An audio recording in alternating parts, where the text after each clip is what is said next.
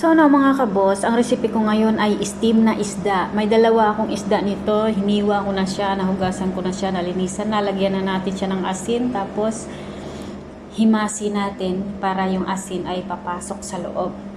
Tapos, yan, back and front. Yan mga kabos. Tapos, lagyan siya natin ng konting paminta para tanggalan sa lang.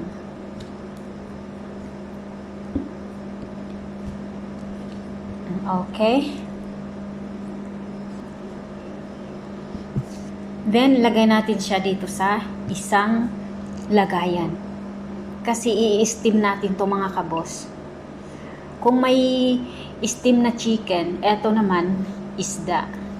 Naglagay ako ng luya at saka spring onion. Lagay na natin yung isda. Tapos patungan natin siya ng luya. Pasukan natin siya para yung lasa naman.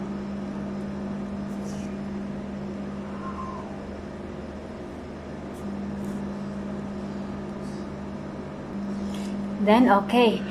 Tapos yung spring onion natin. Lagyan natin yan.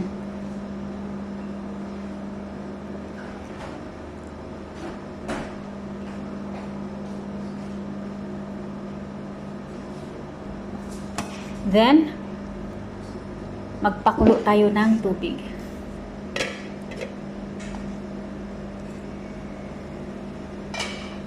Yan, kulo na. Tapos ilagay natin yung isda.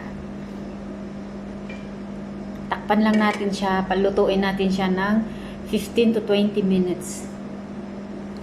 Gawa tayo ng sauce. 2 kutsarang toyo at saka 1 kutsarang sugar, then vinegar. Haluin natin yan hanggang mahalo yung sugar. Tapos mag-isa tayo ng luya at saka yung spring onion natin. Yung onion leeks. Yan yung luya. Actually, gumawa na ako nito eh. Pero hindi sila parehas. Iba to. Yan, lagay natin yung onion leeks natin. Gisa lang natin siya hanggang lumabas yung mga aroma. Then, lipat na natin and set aside muna natin yan. Sama na natin yung mantika. Tingnan na natin yung in-steam natin na isda. Then, now, finish. Now, okay. Alisin na natin.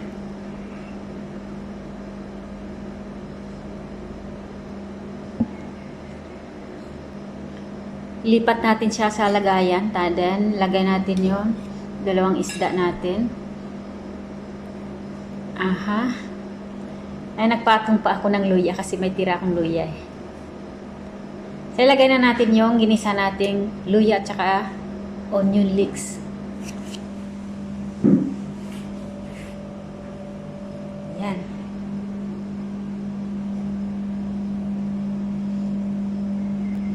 Siyempre, maglagay tayo ulit. Tapos, yung sauce natin na toyo.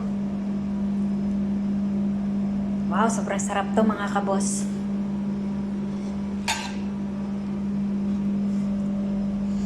Tapos, yung mantika kanina, ibuhos natin.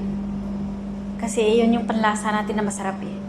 Dagdag lasa yun mga kabos. So, thank you for watching mga kabos. Try this recipe. Thank you so much.